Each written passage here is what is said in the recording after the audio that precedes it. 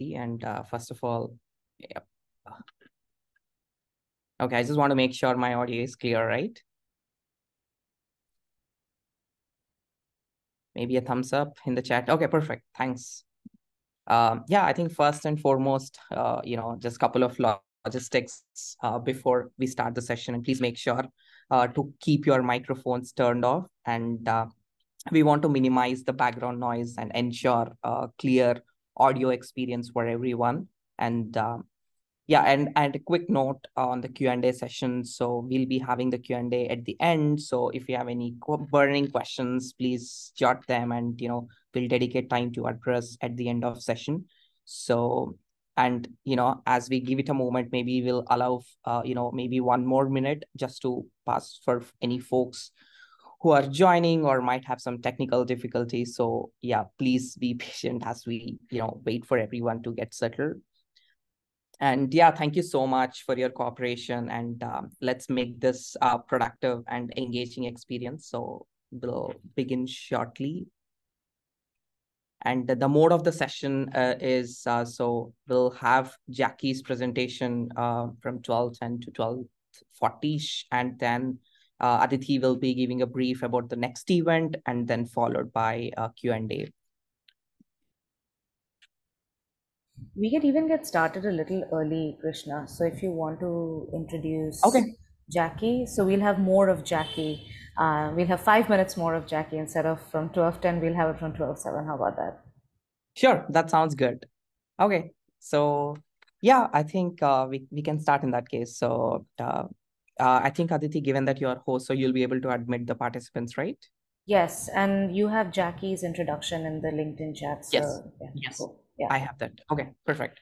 So yeah, I think welcome to our special event for all our international student community. And we have fantastic guest with us today, Jackie Williamson, recruiter, who will share some valuable insights on landing jobs as an international student. So for folks who don't know me, I am Krishna Chaitanya Rao Katala, also an international student pursuing my PhD at the intersection of AI and education from University of Massachusetts Amherst. And I'm the moderator for this session, and I'm really thrilled to have you all here. So before we delve into our conversation, let me introduce our esteemed guest, Jackie Williamson. So she comes with a wealth of experience and knowledge in the field of recruitment, particularly in the context of international students. So professionally, she embarked her journey in real estate at a very young age of 19, and managing to purchase her first home by the time she turned 20. Throughout her career, she donned various hats, balancing nursing during the day and real estate ventures during the night. And at the age of 27, she was introduced to Microsoft, where she had led a groundwork for a tiny startup known as Azure IoT, which a lot of folks you might are aware of. And this endeavor was a fusion of her passions, and it operated on a global scale, and challenged her to think bigger and do more. And she embraced this opportunity with a secret vocal van, leading to a series of titles, projects, and numerous success. In January 2023, she embarked on a new path, redirecting her focus to become a full-time student, diligently working towards the completion of her bachelor's in business degree with a minor in finance. And her ambitions extend even further as she aspires to pursue a full-time MBA program with Excelsior University. Beyond the classroom, she's a master scuba diver and an active Rotarian and an avid, lover of an outdoors. So her passion for exploration and travels knows no bounds. But above all, she values the time spent with her partner. So yeah, I think now Jackie, you have the floor, and we are very lucky to have you today with us. Excellent. Thank you so much for having me today. It's really exciting to always be in communities and also offering my skills to help in any way that I can.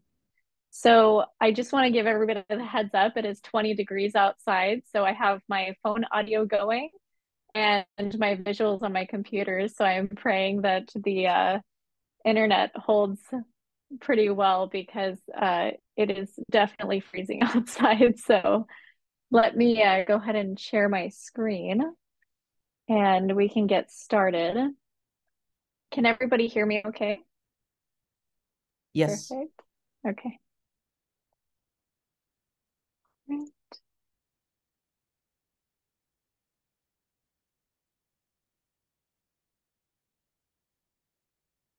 Okay. What's going on?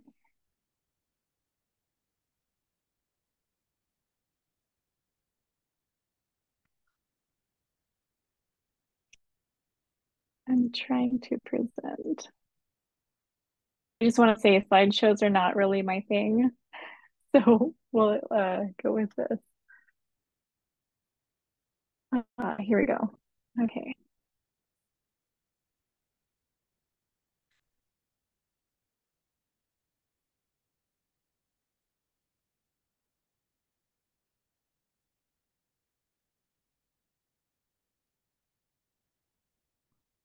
Okay, can everyone see?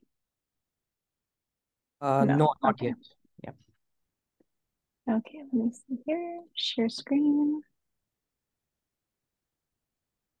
Can we all see now?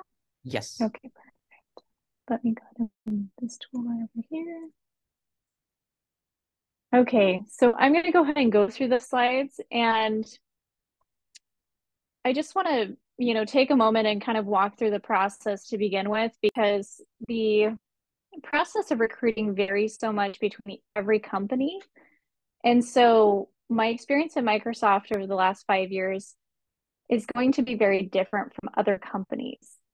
So I just want to preface that I spent a lot of time working in HR on diversity, equity, and inclusion type work, as well as ensuring that the pipeline into hiring was always as inclusive as possible. And the reason why that's so important is because equity is really created in the world when we're inclusive with our thought patterns, when we recognize bias, and then we choose to move past those biases so that we can be fair in all of our practices. So to start this journey, I just want to kind of start off with, what does the hiring process even look like?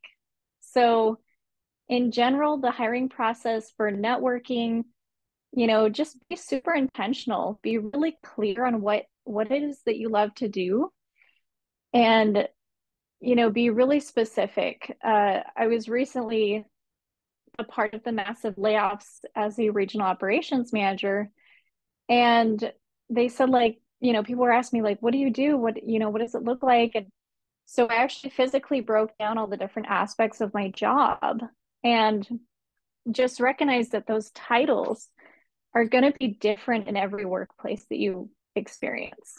So be very intentional about job descriptions, who you network with, how you network. LinkedIn is an excellent resource to help you do word mapping as well as skill mapping. Job fairs are also a good place to network with folks. International programs. So what I mean by this is with large Fortune 500 companies, there will be specific recruiter or contractor companies that are typically brought in by these larger companies, right? So they come in and they start to screen and look for specific skill sets that are missing in their current environment. So it means that they can't find this skill set wherever that job is, and then they're shifting to try and find it in another location. So with these international programs, they're looking at, how can we quickly onboard folks? How can we fairly onboard folks? And also be inclusive in the process. I've also had a lot of success with nonprofit work. What I mean by that is nonprofits are excellent resources to help skill up workforces, as well as connect with other local resources. So if you were interested in being in a larger scale nonprofit, like Rotary is one of my favorites because it has fellowship programs as well as programs to help individuals go into different homes of others as exchange students, as well as friendship programs, things like that. And then, of course, more networking events. So, really focusing on that 6 degrees of separation and asking people intentionally, hey, do you know anybody who knows somebody who knows this process? And for the larger companies with international students, particularly, especially with educational programs, I do know that there was a massive restructure in the hiring division at Microsoft, but we had very specific recruiters assigned to various universities looking for specific skill sets at different skill levels. So I just want to say that, when you're networking, be okay with looking at specifically recruiters. My LinkedIn profile is just kind of bombarded by a bunch of recruiters. And that's intentional because they're great resource hubs to ask questions to. With your application as completely as you can. Recognize that the people that are looking at these applications have so many filters that are trying to prevent the bias in the system, to prevent inequity, injustice issues. Microsoft has a massive legal department that has specific divisions that focus on fair equity and inclusion, as well as human rights, supply chain things, and political influence to ensure that there's equity in processes. So once the application is completed, track the data. Make sure that you have a spreadsheet. Track when you applied. Track who you applied with. LinkedIn is a phenomenal resource because it can actually show you who the hiring manager is. Send them a message just saying, hey, I'm super interested in this role. Are you currently actually hiring for this role? Because a lot of jobs can be put out there to open up pipelines continuously, especially for students, but they don't actually interview until specific dates or specific months of the year. So shifting from that kind of mindset of, hey, just because I applied doesn't mean that I'm going to go get an interview immediately. Be very clear on your expectations and how you're going to treat yourself in this process, because I know it took me 4 months to get hired as an external person. And in that process, I was like, what am I doing wrong? What am I doing wrong? Like, could I be doing something better? Could I be doing something faster? And the reality was, it had nothing to do with me. It was entirely to do with the fact that there is a process in place where checks and balances have to be met. And so, use your kind of emotional intelligence brain to be really kind to yourself in the process.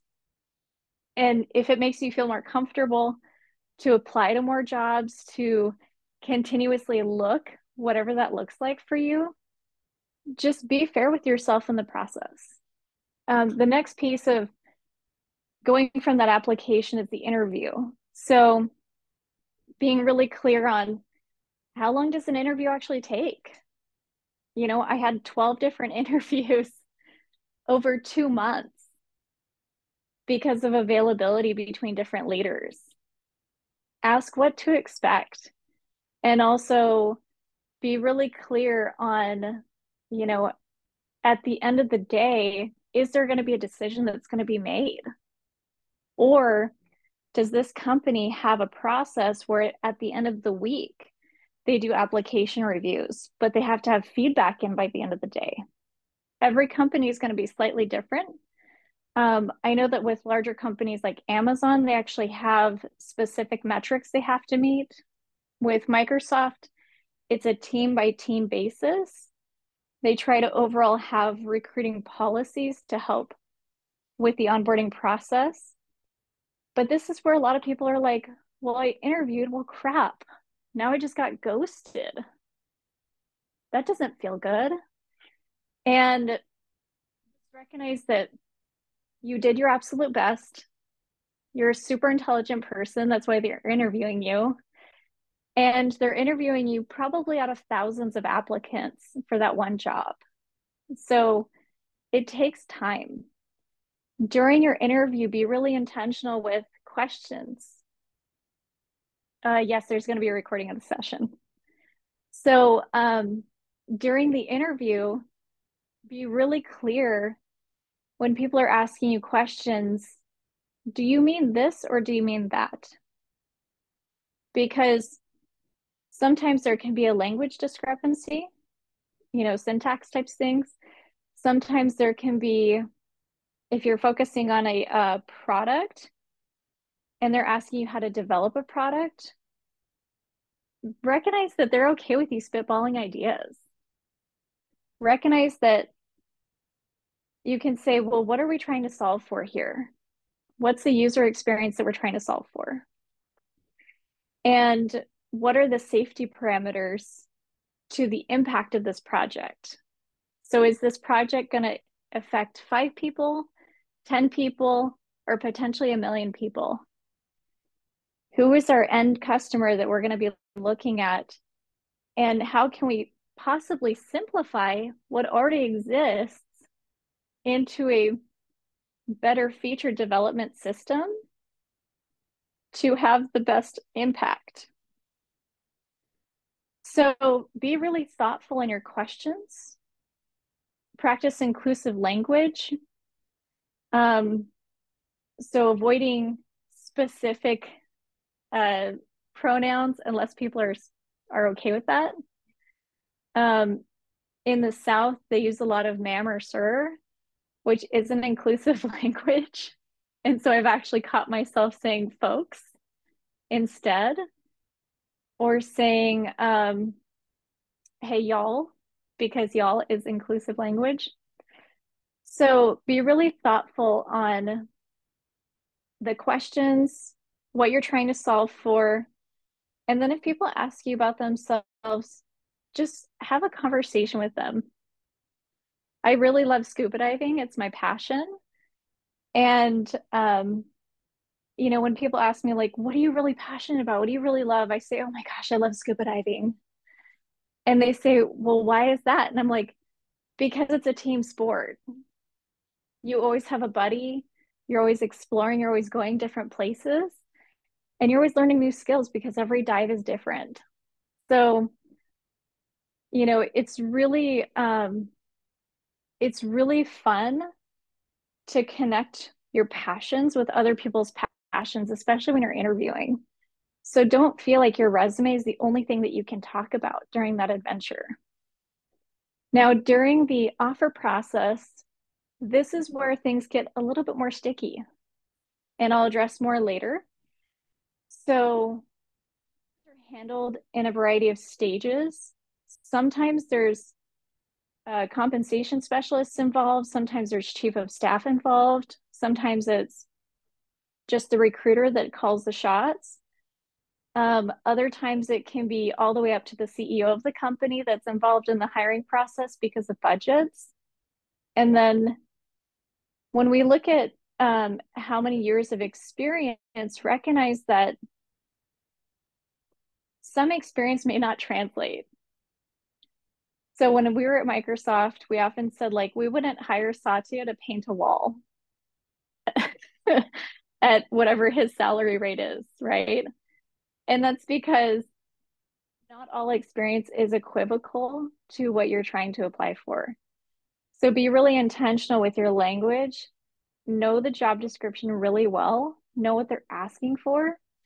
And also recognize that when you're in the interview, you can also ask them, like, hey, what do you really need in this job?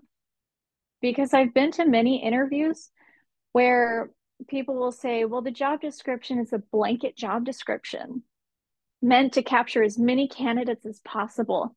But what our specific organization needs is actually someone with these specific skills. And you may find in the interview that you may be a really great candidate for a different department or for a different organization altogether. And when that happens, feel free to ask, like, hey, can you please connect me with people in that department? Because the worst thing that's ever going to happen in an interview is that you don't ask. And this is a part of being an advocate for yourself in this entire process. So, moving from the offers, we need to think really clearly about your value, what the market will bear, because cost of labor is different than cost of labor is your skill sets and all those things for that specific area, which is a separate issue of cost of living. So a lot of people will say, well, but I can't afford to live in this area because if the offer is this, then, like I just can't survive on that salary, or my expenses are too high because of student loans or whatever. During your offer process, ask what other benefits are available to you. Hey, is this a job where I can commute in twice a week? Is this a job that offers strategic partnerships with financial industries so that I can redo my student loans and restructure my debt a little bit? Is this a company that really has those other tactical benefits on the spoke of the wheel so that I can actually work for this salary amount, or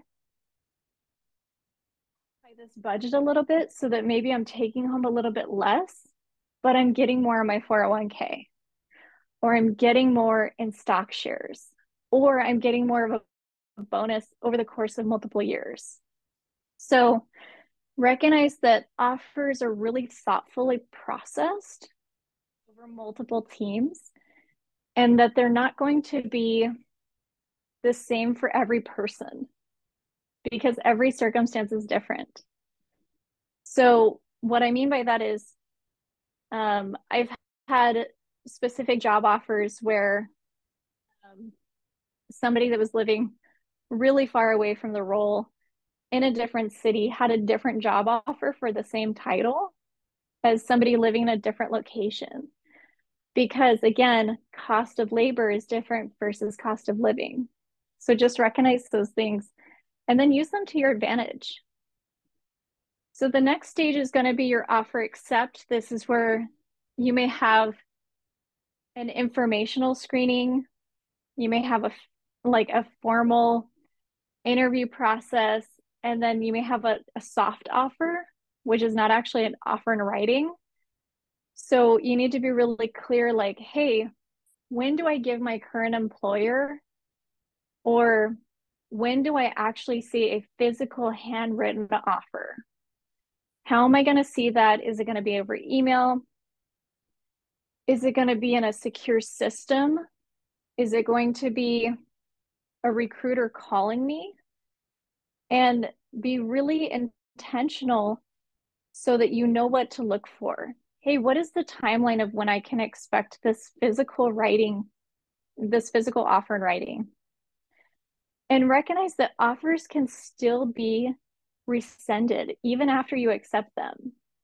So the offer accept is getting you into a contractual agreement where you say, hey, I want to move forward with background screening, with visa review processing, and almost all the way up to your start date, a company can still rescind your offer.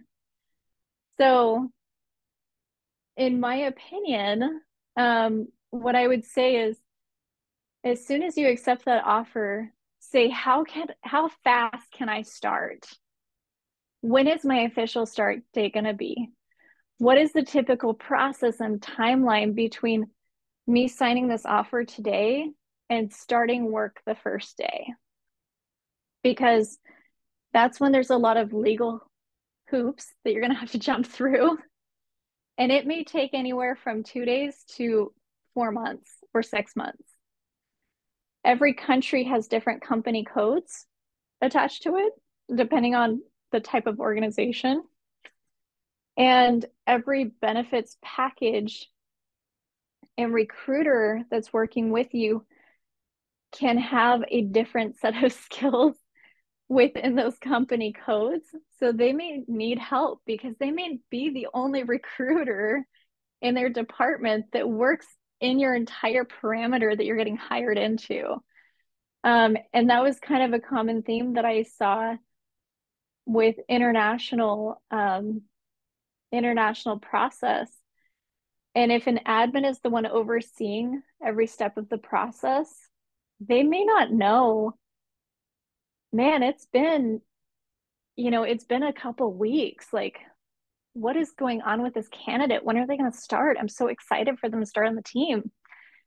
And so what's interesting here is depending on who's tracking the process and who's responsible for the process, what their volume load is, and all those things determine the length between offer accept and the start date.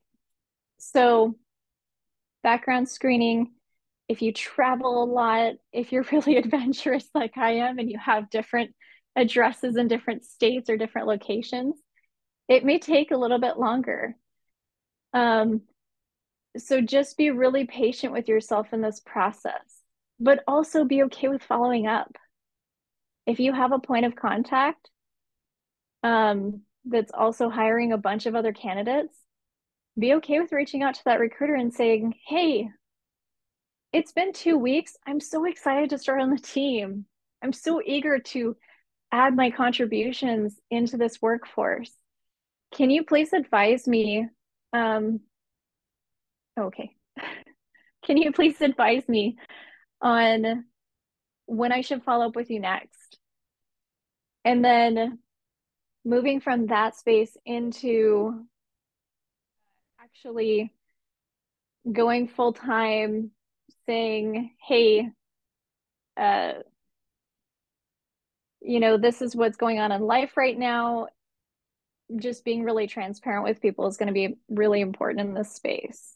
So visa review and processing is typically handled by legal teams. Legal teams are very mindful, but unfortunately there is government process involved in this. Sometimes labor unions are involved.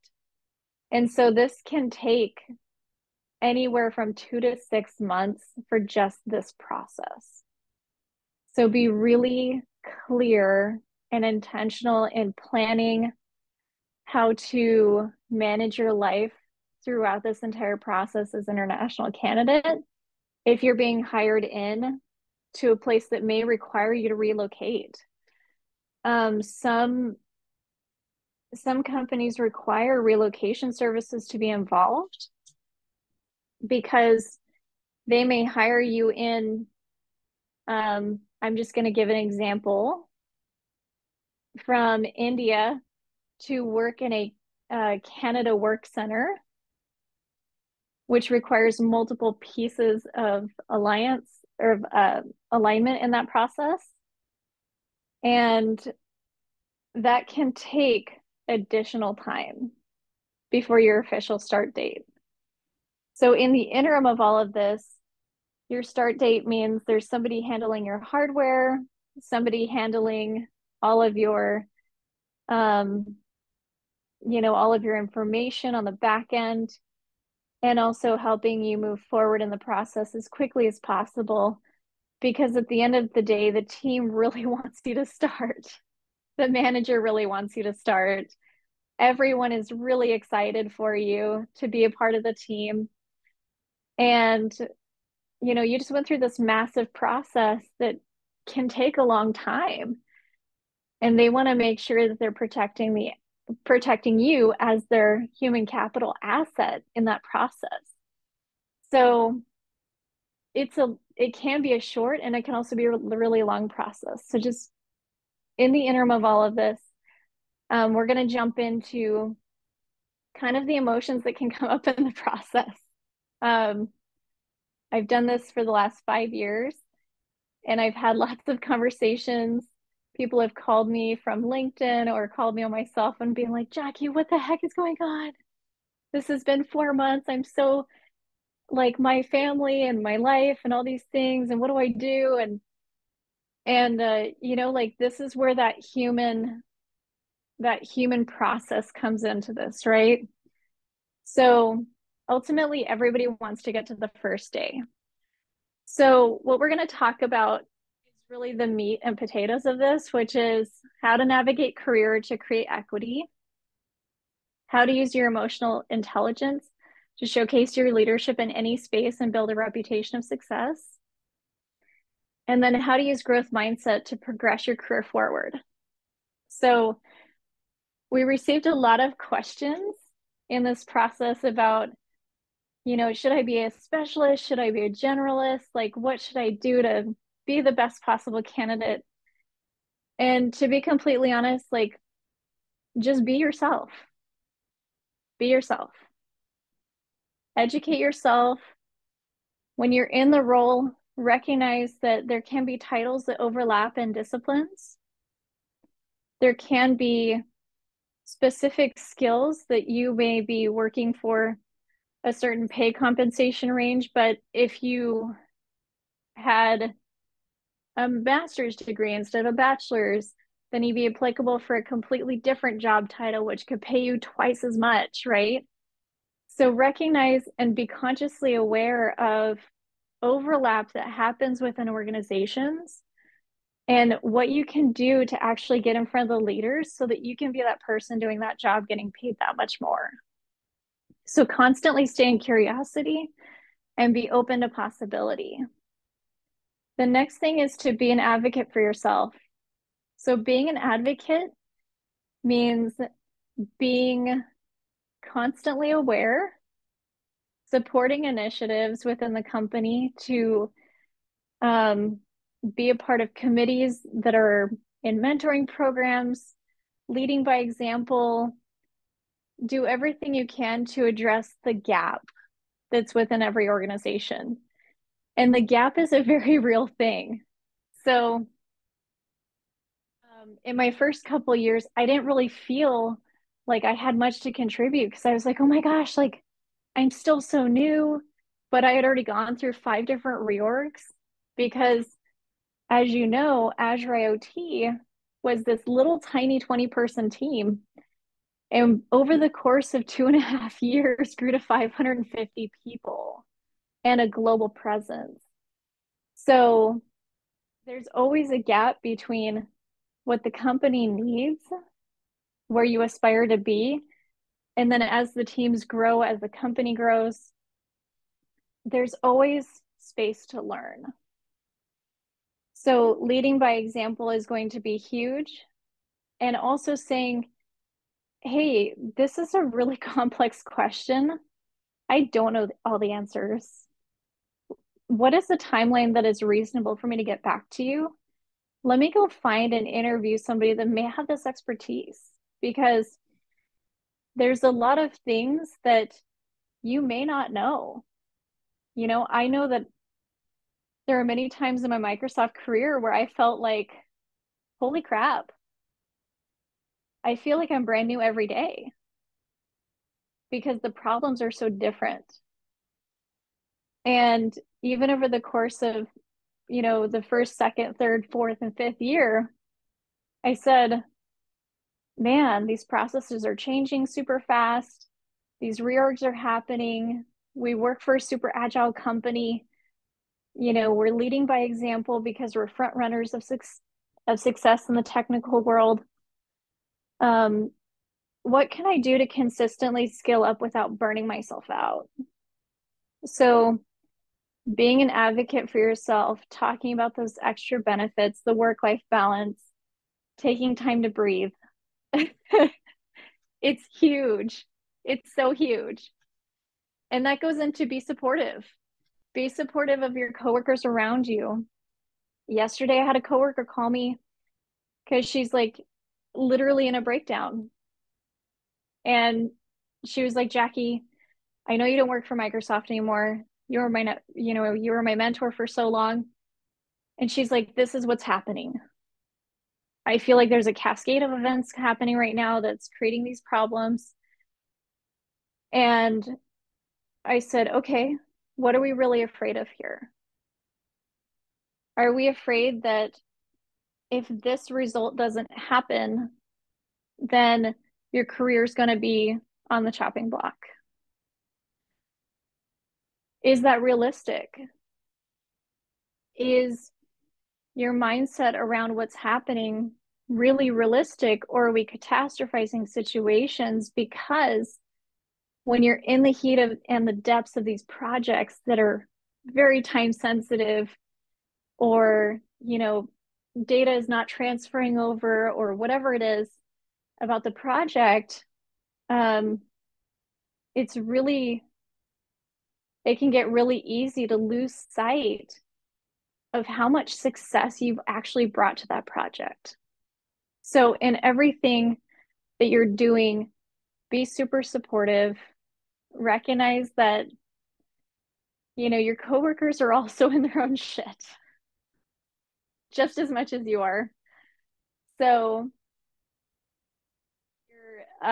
you're knee deep in all of the stuff of the project. Recognize that the things that you're knee deep in are also things that are going to help you grow in other aspects of your career journey. So, for example, I was really inspired by a family situation that happened. My dad passed away the first year that I started working for Microsoft.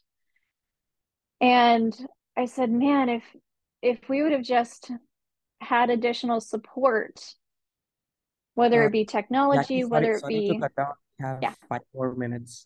Then we'll delve into Q&A. okay, Just adds up. yeah, sounds good. If we just had a little bit more support, look at hackathons, look at how your personal life can affect all the projects that you have going on, and also align and push for more projects. Celebrate the wins. Go for those milestone meetings, go to those arrangements that showcase the leadership. Be a part of a culture that you want to create because you are that culture. And then continuously look for feedback. Feedback is neutral information. So whenever somebody says, oh my gosh, you so sucked at this and you could have done better on this or whatever, use your emotional intelligence to go, wow, that was really harsh. But what they were actually saying was A, B, C, and D. And I know that if I shape and work on those things, that I can have a really successful long-term career. So with offers, recognize that there's different levels, there's different disciplines, there's different titles, and also every organization is going to have its own set of budgets, its own set of criteria. Especially with the larger corporations, they are truly their own organizations within each other. So the price range is going to definitely vary. So use supportive tools like Glassdoor, monsters.com, any of those other services that can help you understand what is a normal price range or a high and low point for this specific job and role. So showcasing your leadership, I think I talked a lot about that in the last couple of slides, but really be your authentic self. When people are having problems, be present for them. Listen to the problem, engage in questions, recognize what may be coming up for you could be your own shit. You could be totally triggered by a situation. So really practicing detachment and saying, hey, this is the problem that they're dealing with. I may have dealt with this in the past, but how can we create a strategy to implement a win-win solution that creates success for everyone involved? So focusing on that conflict resolution, inspiring greatness, inspire other people around you, live to lead, take the risks involved. Don't be afraid to look silly or look dumb, because everybody feels that way. I can't even tell you how many times I've been in performances and things, and people say, oh my gosh, I can't believe this and this happened. And just recognize that everything happens perfectly. And again, that piece about feedback, it's all neutral. So, career progression. This is where you're going to get outside of your comfort zone. This is where you're going to go, hey, I'm going to win. I'm going to pay to play. I'm going to persist in any adversity because I'm so focused on my vision of what I want to create in the next 20 years and how successful I want individuals to be around me, how I want my network of people to look around me, because it's not just about you in work, it's your entire team. So setting reasonable goals, looking at projects objectively, looking at how is this going to impact me today versus in 5 years. Take absolute responsibility. So when things would go wrong, I would straight up say, man, I screwed up. I totally screwed up on this. Or this action, I didn't recognize that it had this unintended consequence. I'm going to be more aware of that next time. So everywhere you go, recognize that there's no separation. The way that you show up at work is the same way you're going to show up for your family, the same way you're going to show up for people around you. Learn from others, get mentors, lots of mentors. Constantly have mentors. It's going to change your life. And then stay completely open to recognizing that everyone around you is in the same boat that you're in. So they're going to support you and also provide that opportunity for you if you just ask for it. So don't be afraid to ask. Don't be afraid to commit. And don't be afraid to follow up. Constantly check in with yourself on, is this meeting my long-term vision? And then last but not least, there will never be another you.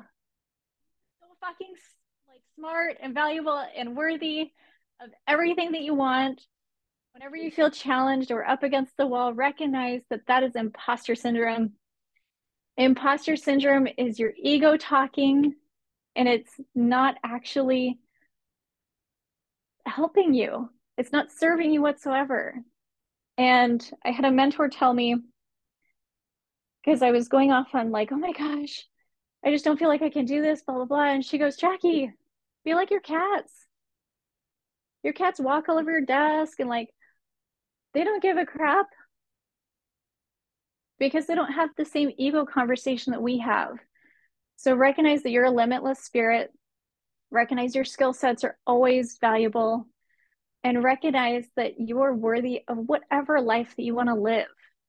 So if you want to be, the next Bill Gates, get your mentors in line and do it because you're capable of that.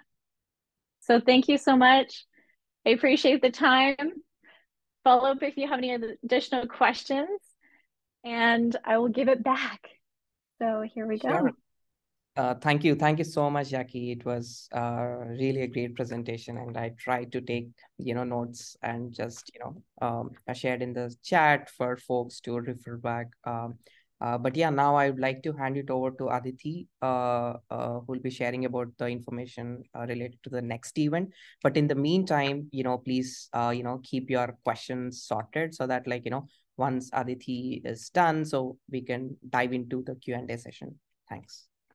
Krishna, you did not just try to take notes. You wrote an entire dissertation in the chat section. So please do not dismiss your notes by saying I just tried. By the way, for people who are trying to take notes, if you hover your mouse over Krishna's message, you will see like a little three buttons that come here. With one looks like a comment, the other looks like an emoji, and then there are three dots. If you click on those three dots, there is a button called copy. So you can copy his comments. So, and I would encourage you to copy his comments because that's a treasure trove of information. Thank you so much for covering that. And thank you, Jackie, for giving such good content. And when you said that you need to keep having mentors, I've had a difficult time understanding the word mentor, but I honestly think mentor is anybody who can teach you something. And in that matter, Jackie is my mentor in helping me understand how to serve international students better. So you don't have to have like a mentor persona, but just learn from people. Everybody has something to teach. I do want to say this as well, that The reason why I host these events is to help to give you what I didn't have or I wish I had when I was going through this immigration journey, and that is understanding my options. Sometimes we think that we just don't have any other option. If you don't get your H-1B picked in the US, that means you pack your bags and go back to your home country. Well, that's not always the case, and that's going to be the event next Saturday. I'm going to put the LinkedIn profile of the individual who's going to be the speaker for next Saturday's event. His name is Mark Pavlopoulos, and he's the founder and CEO of this organization called Syndesis. And what they do is they work with your US employers and figure out a way where you can keep your US job whilst working in Canada, because the Canadian immigration system is a lot less stricter and convoluted than the U.S. immigration system. Though there have been individuals who have had that opportunity redeemed. So if you want to learn more about that, I would encourage you to come to next Saturday's event and find out how you can keep your job in the U.S. And work in Canada and have another option in your arsenal. So with that, I'll give it back to Krishna, and we can go into the Q&A round. Sure. Thanks, Aditi. So yeah, I think we can start our Q&A session. So we have around 10 minutes. So yeah, you can ask questions using Zoom chat, or feel free to raise your hand if you'd like to speak. And just wanted to give you a heads up, please keep your questions concise or relevant to the topic. So and Jackie is here to help you. So make the most out of this opportunity.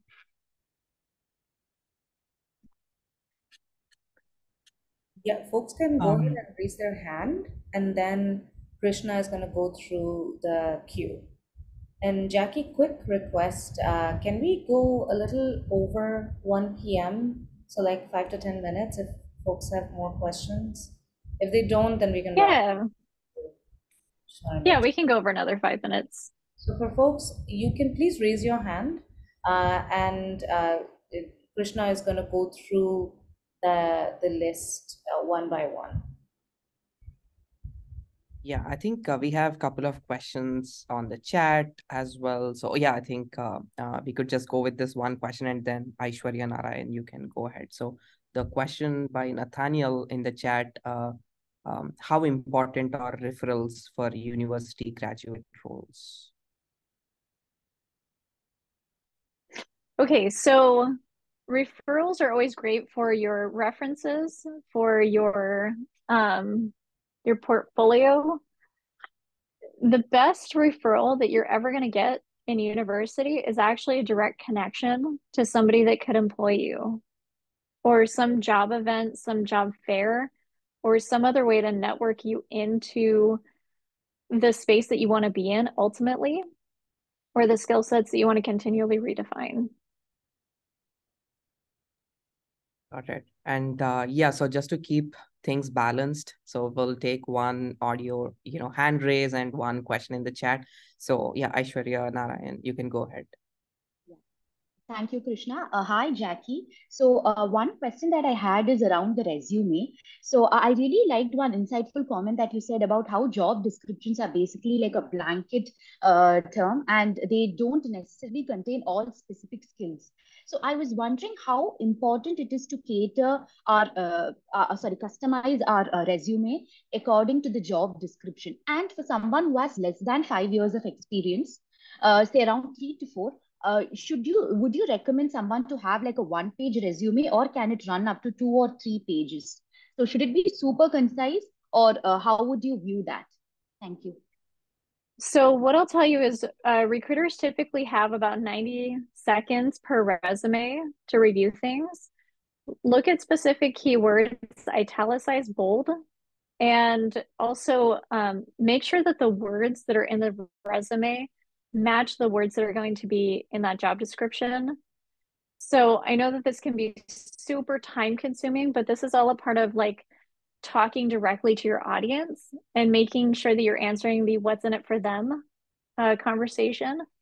Because at the end of the day, they want to understand like what is the value of the conversation that we're having right now, and how can we persist forward? Are you the right candidate? And how can we shape you in front of the hiring manager to be the best possible candidate.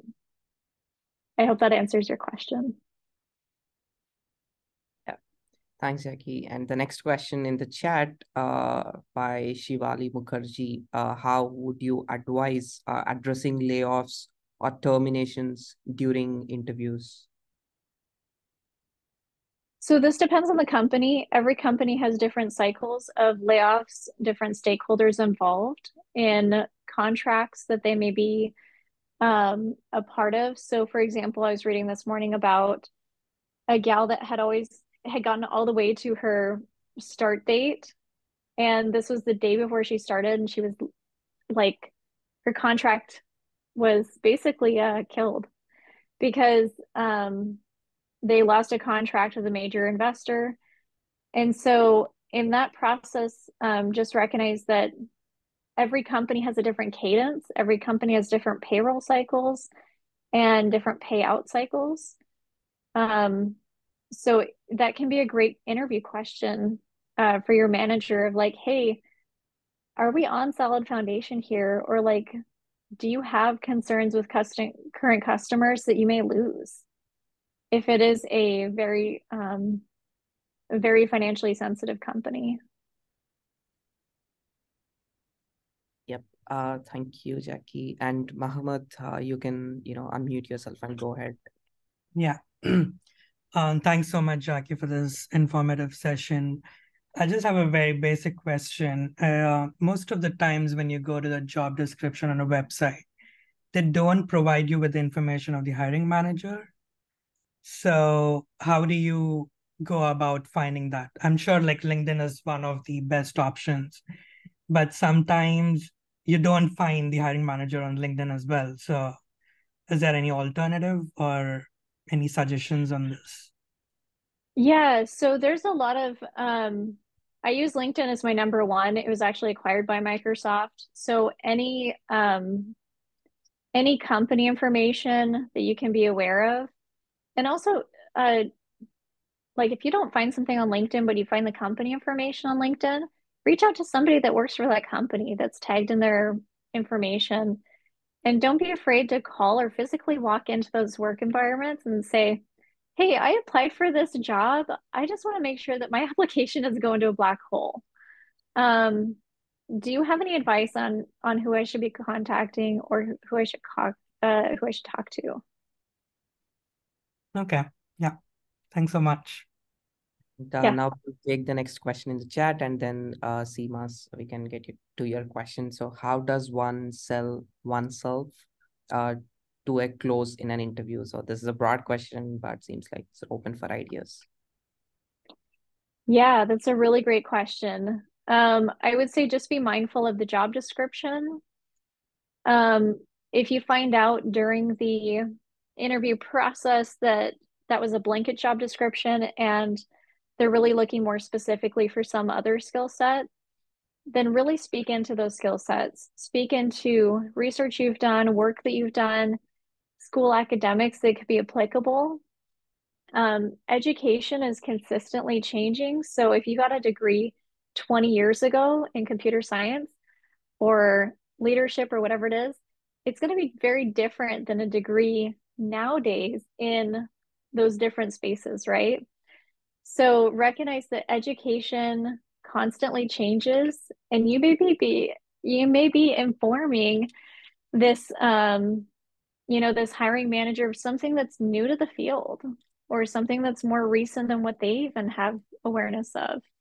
So just recognize that everything that you have to say is valuable, and just be really clear on the question that they're asking and how to respond to that and how to continually speak into that skill set.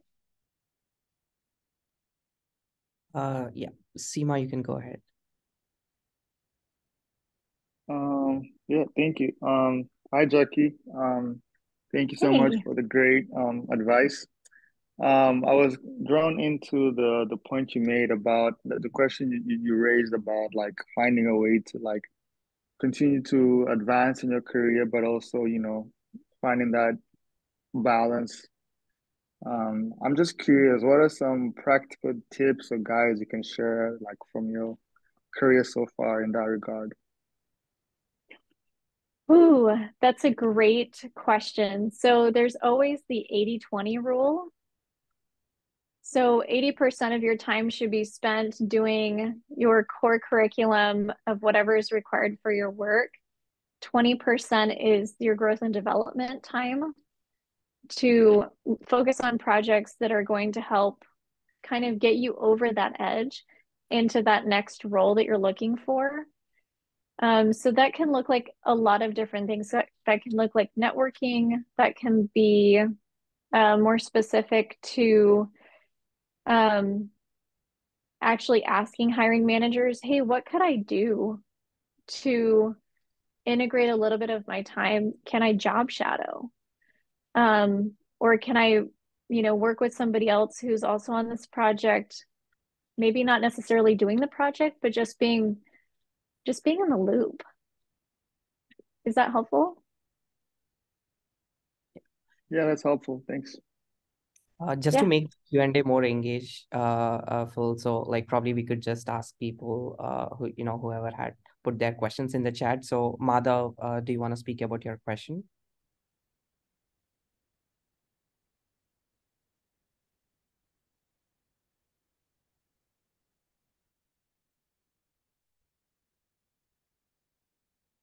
Madhav, in case if you're speaking, you're still on mute, so just wanted to make sure.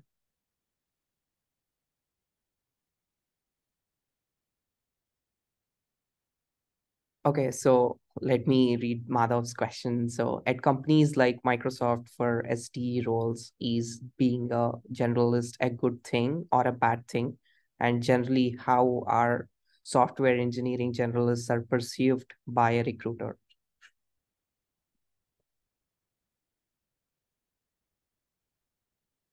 Great question. Recruiters love software engineers. To be completely honest, if you have a generalized skill set, then that means that you're constantly open to learning more details of what can happen. Think about software engineering as kind of like driving a car on a very complex highway system. So a lot of software engineering is not necessarily about building more freeways.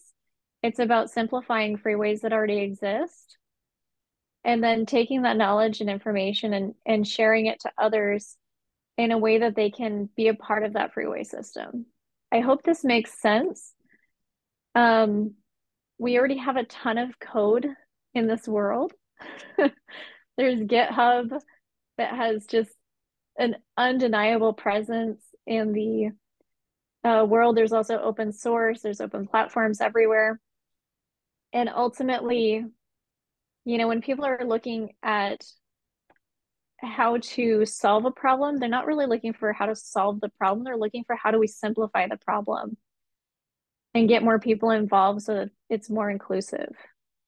Does that make sense? Yeah, I had a follow-up to that. So as you said, like they're looking for problem solvers essentially. Uh, apart from a resume, is there something else I can provide in my application that kind of helps me prove that I have these problem-solving skills?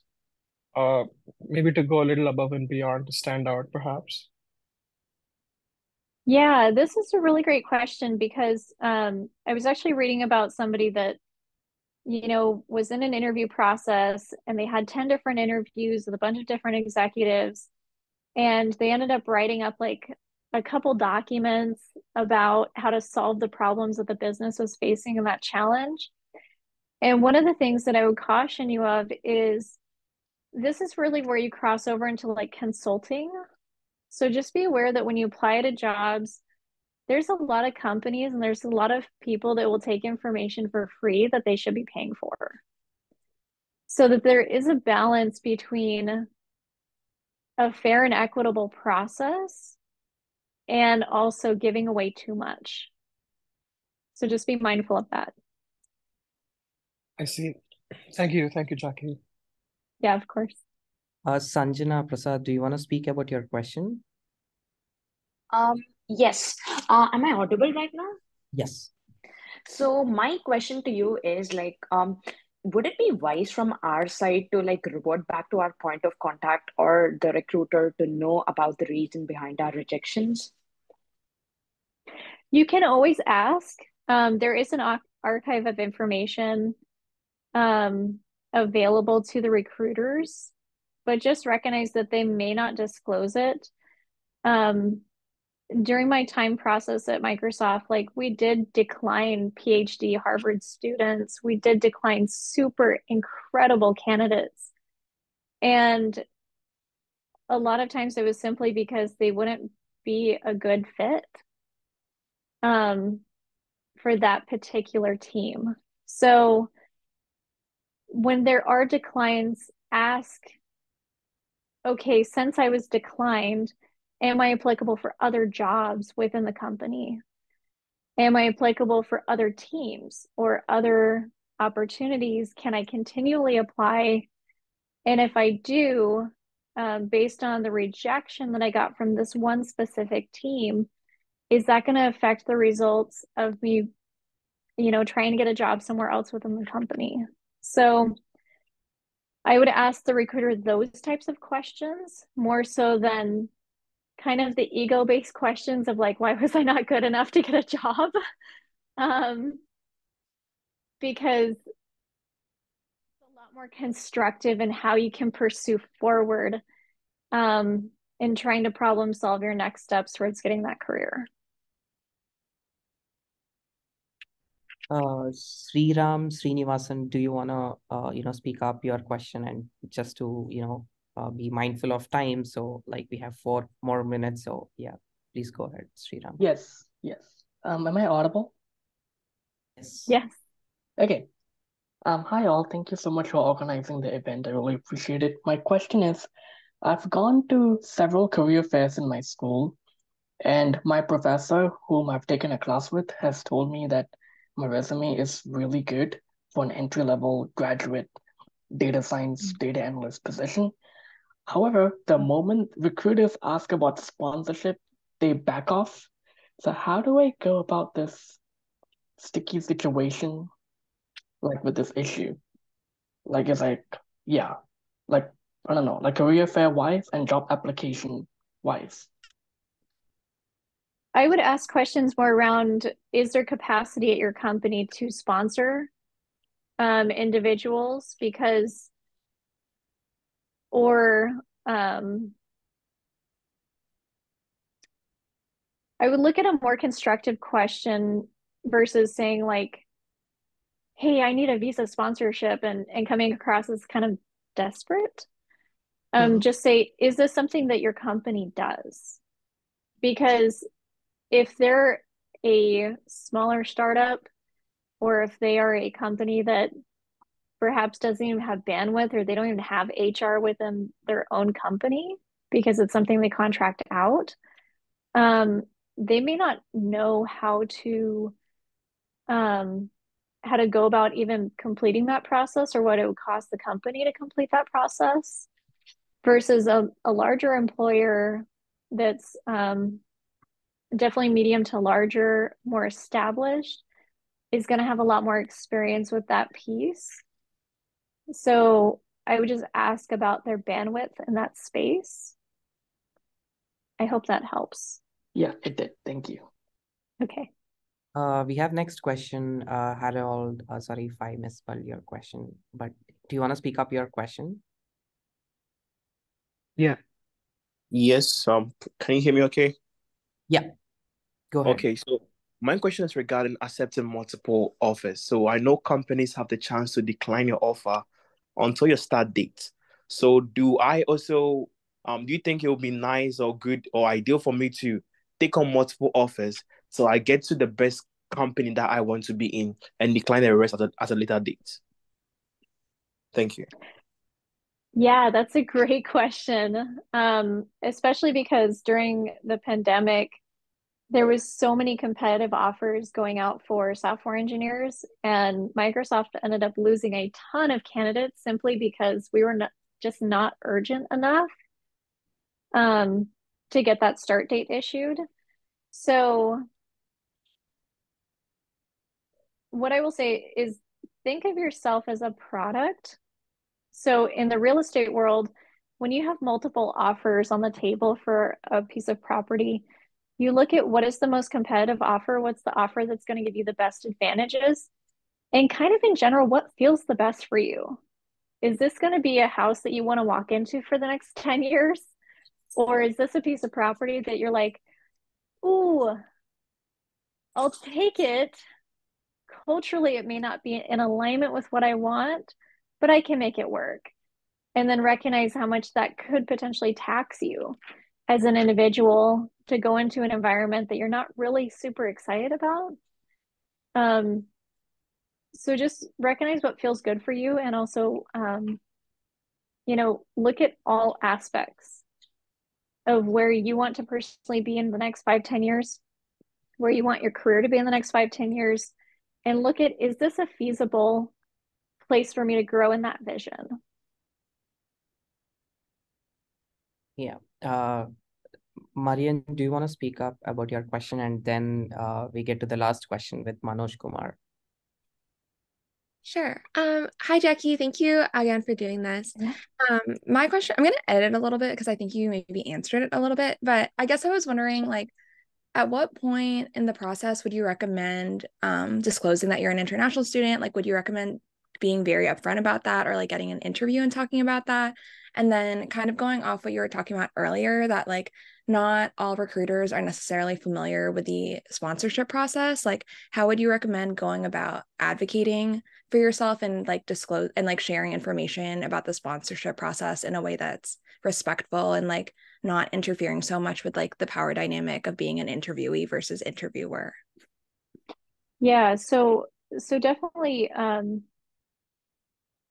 anytime I want to give advice to people without giving advice to people, I always say in my experience, because what that's telling somebody else is, hey, I've got experience with this, I've been through this process before, and um, these are some things that maybe come headaches. So I would actually wait for the actual interview to be asked questions, because there are things that you do have to disclose, and there are things that you don't have to disclose during interview process. If you filled out on your application that you need visa sponsorship, the recruiter is going to be aware of that, and they won't have to, you know what I'm saying? Like, the recruiter is going to advocate that you need sponsorship, and that shouldn't be something that the hiring manager is necessarily worried about, but they may have a concern about it just because of timelines that they need to get projects completed to meet company goals or KPIs, right? So I would just trust that whenever you fill out your application, if you say that you need sponsorship, that just rely on that system to help you. Got it. Thank you. Yeah. Manoj Kumar, do you want to speak up your question? Yeah. Hi, Jackie, and thanks for Hey. sharing the information. Actually, I worked for 4 years in India, and now I am pursuing industrial engineering. I mean, there is a career change, and I am applying for the internships, but I am not getting any feedback. And I would like to ask the managers or HRs for the shadow jobs. I mean, what is the best way to ask for the shadow jobs to know about the particular job role? Yeah. So if you're not getting responses on your application for internships, the first question that I would be asking is, what is the process for getting a response on that application? And are there only so many spots? Was I passed up for this particular year, but is there going to be bandwidth in the future? If there is, then I would look at the alternatives that you can use to be really effective and still learn the job skills. So maybe they have a referral to another partner company or somebody else that you can reach out to that can help with whatever skill that you're trying to acquire. If your heart is really set on working for that particular company, then I would just really emphasize how excited you are to grow with that company because of XYZ reasons. and then see what is the next available opportunity. Yeah, okay. Yeah. Thank you. Thank you